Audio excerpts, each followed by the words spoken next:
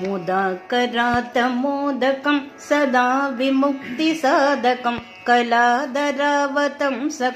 विलासिलोकरक्षकम् अनायकैकनायकं विनाशिदैवदैत्यकं नतासुभासु नाशकं नमामि तं विनायकं न तेतरातिभीकरं नवोदिदाकभास्वरं न मत्सुरारिनिर्जरं न तादिकापतोद्धरं सुरेश्वरं निधीश्वरं गजेश्वरं गणेश्वरं मगेश्वरं तमाश्रये परात्परं निरन्तरं समस्तलोकशङ्करं निरस्तदैत्यकुञ्जरं दरेदरोदरं वरं वरे भवक्त्रमक्षरं कृपाकरं क्षमाकरं मुदाकरं यशस्करं मनस्करं नमस्कृतं नमस्करोमि भास्वरम् अकिञ्चनातिमार्जनं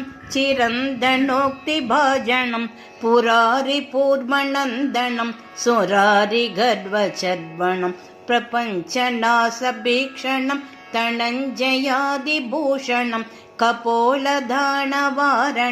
भजे पुराणवारणं नितान्तकान्तदन्तकान्तिमन्तकान्तकात्मजम् अचिन्त्यरूपमन्तहीन मन्तराय कृन्दनं हृदन्तरे निरन्तरं वसन्तमेव योगिनां तमेकदन्तमेव तं विचिन्तयामि सन्ततं महागणेश पञ्चरत्न मातरेण योन्वगं प्रजल्पति प्रभादके कृधि स्मरन् गणेश्वरम् अरोगतामदोषतां